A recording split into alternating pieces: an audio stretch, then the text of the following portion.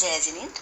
आज अंतिम दिवस है दशलक्षण महापर्व का, उत्तम ब्रह्मचर्य धर्म का।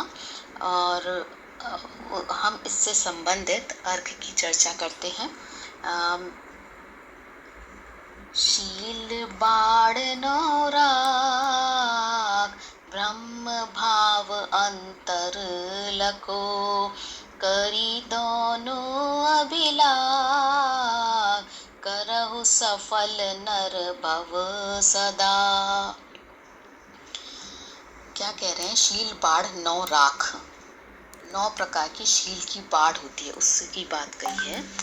तो वैसे तो व्यवहार से हम काम सेवन का त्याग करना हो उसको शील कहते हैं, ब्रह्मचर्य कहते हैं। और काम सेवन का जो भाव है अंदर में आता है तो उससे विपरीत, उससे रहित शील का परिणाम है जो अत्यंत अमूल्य है। तो उसकी रक्षा क्या करनी चाहिए? 9 बाड़ों से करनी चाहिए। 9 बाड़ों से क्या मतलब है?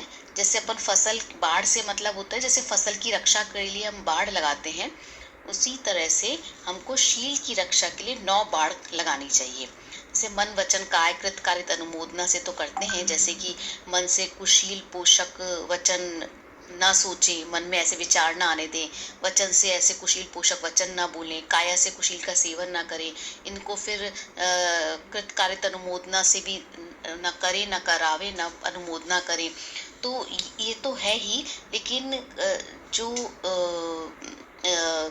कार्तिका अनुप्रेक्षा ग्रंथ है उसमें इसकी चर्चा आई है शील के 9 बाड़ की, कि काम के विकार बढ़ाने वाले जो विषय हैं उनसे अपने को बचाना शील बाढ़ कहलाता है। विषयों से अपने को बचाना शील बाढ़ कहलाता है। तो ब्रह्मचर्य का जो धारक होता है वो 9 प्रकार से शील की रक्षा करता है। वो 9 प्रकार कौन से हैं? एक तो स्त्री स्पर्श का त्याग, पहला। दूसरा है स्त्री प्रयुक्त वस्तु का त्याग।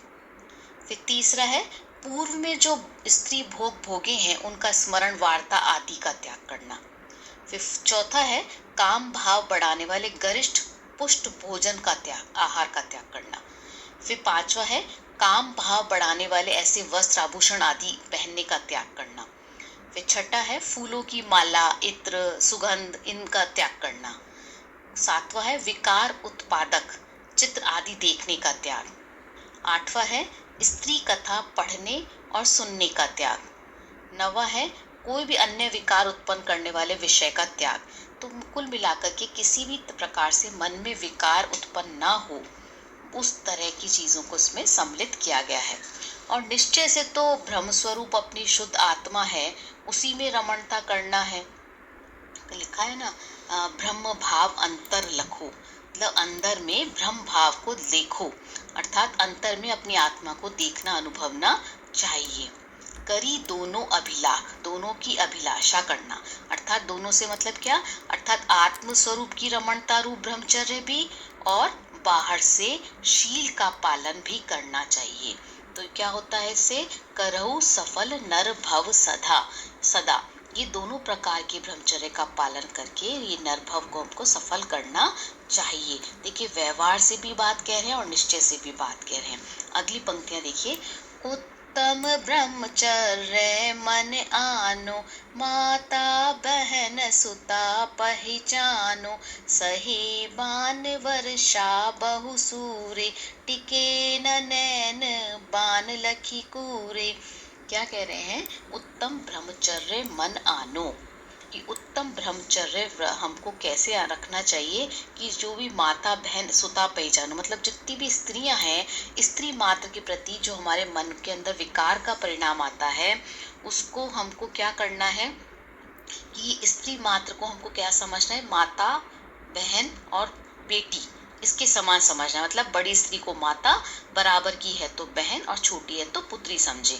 जैसे महिलाओं के लिए भी इसी तरह से है कि पुरुषों के प्रति अगर उनके मन में विकार का परिणाम आता है तो बड़े हो तो बड़े पुरुष को हो तो पिता समझे, छोटे हो तो पुत्र, और समान हो तो उनको भाई के समान समझे। फिर क्या है? सही बान वर्षा बहु सूरे। अब क्या है, दुनिया में काम भाव ऐसा है कि इंसान सब कुछ सहन कर सकता है पर इससे बहुत जल्दी विचलित हो जाता है। तो शूरवीर भी अनेक प्रकार के बाणों की वर्षा सह सकता है। लिखा है ना, सहे बाण वर्षा बहु सूरे, सूरे मतलब शूरवीर, और बाण वर्षा बाणों की वर्षा, बाणों की वर्षा, अनेक प्रकार के बाणों की वर्षा शूरवीर सहन कर सकता है। टिके, टिकता नहीं है, न नैन बाण लखी कूरे, कूरे मतलब क्रूर, क्रूर जो नैनों के बाण है, मतलब स्त्रियों के बाणों के, नैनों के बाणों के आगे वह टिक नहीं पाता है। देखो क्या है कि कवि कह रहे हैं कि हमको हर प्रकार से अपने शील को सुरक्षित रखना चाहिए, काम भाव के अधीन नहीं होना चाहिए। हमारे काम का भाव होने पर मतलब सॉरी, अपने शील को सुरक्षित रखने के लिए प्रयास करना चाहिए, और स्त्रियों के नैनों के आगे पुरुष हार जाते हैं। तो यहाँ पे स्त्री और पुरुष दोनों को ही लेना है, क्योंकि अपोजिट सेक्स के लिए ही बात की जा रही है यहाँ पे। इसमें एक वर्ड अगर पुरुष के लिए लगा रखा है तो वहाँ पे स्त्री के लिए भी समझना, स्वतः ही समझ लेना चाहिए। अब है आगे, कूरे तिया के अशुचि तन में काम रोगी रति करे, बहु मृतक सड़हि मसान माही, काग ज्यों चोचे भरे। अब यहाँ पर हमारा काम का भाव होने पर जो क्रिया होती है उसका एक विभत्स वर्णन कर रहे हैं, ताकि हमें उससे विरक्ति हो जाए। तो जिस तन से हम रति करते हैं, पूरे तिया, तिया मतलब स्त्री के, अशुचि तन में, अपवित्र तन में, शरीर की अपवित्रता का वर्णन हम 12 भावनाओं में पढ़ते हैं, अशुचि भावना के अंदर, कि शरीर तो स्वभाव से ही अपवित्र है, क्योंकि ये अष्ट धातु से निर्मित है और अंदर से मलिन है। तो इसीलिए कहा कि उस अशुचि तन में, स्त्री के अशुचि तन के अंदर, तो उसकी चर्चा करी है कि जिस तन में से हम रति करते हैं वह तो अपने आप में ही अत्यंत अशुचि है, लेकिन जो काम के रोगी हैं उसी में रति करते हैं।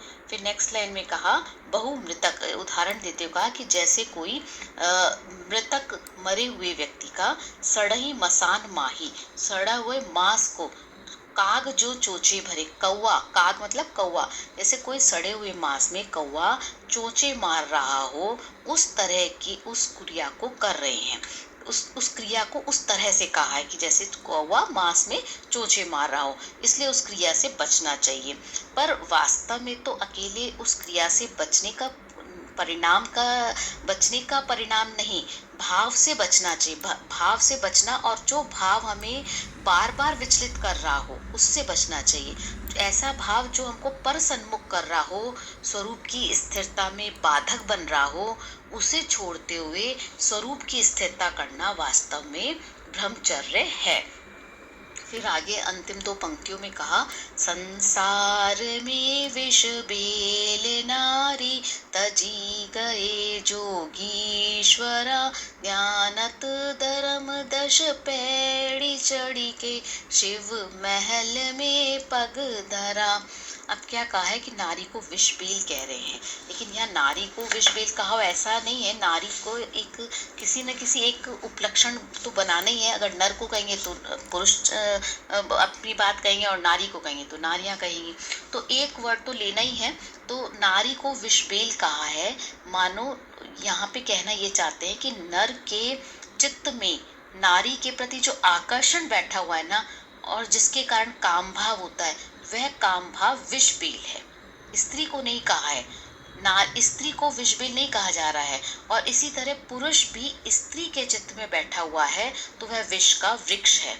तो अगर इसके बारे में विस्तार से चर्चा डॉक्टर हुकुमचंद जी भारिल ने अपनी पुस्तक धर्म के 10 लक्षण में की है, वहां पे आप देख लीजिएगा। और ऐसे परिणाम को छोड़कर क्या कहा, तजी गए जोगीश्वरा, कि संसार में विषबेल नारी तजी गए जोगीश्वर। ऐसे उस परिणाम को छोड़ करके योगी जो हैं वो स्त्री का मतलब अकेले स्त्री का त्याग नहीं करते, स्त्री के प्रति अंदर जो विकार का परिणाम भाव है उसका त्याग करते हैं। स्त्री के त्याग की बात से अधिक यहाँ पे विकार भाव की बात कही है। और अंतिम जो पंक्ति है, ध्यानत राय जी कहते हैं, धर्म 10 पैड़ी चढ़ के।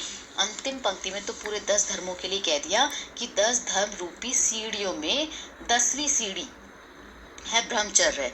अब सीढ़ी की तरह कहा है ब्रह्मचर्य 10 धर्मों को, कि जो 10 धर्म है वो सीढ़ियां हैं, और उसमें जो 10वीं सीढ़ी है ब्रह्मचर्य, उस पर अब हमने कदम रखा हुआ है। क्या मतलब हुआ कदम रखा हुआ है? तो अब आगे क्या होगा? शिव महल में पग धरा, मतलब वहां से शिव महल में अर्थात मुक्ति रूपी महल में हम वहां पहुंच सकते हैं। अब निश्चय ब्रह्मचर्य के माध्यम से हम अपने स्वरूप में लीनता के माध्यम से वहां पहुंच सकते हैं। तो ऐसे ब्रह्मचर्य का स्मरण करते हुए यहाँ पे दयानंद राय जी ने फिर अर्घ्य समर्पित किया है। धन्यवाद।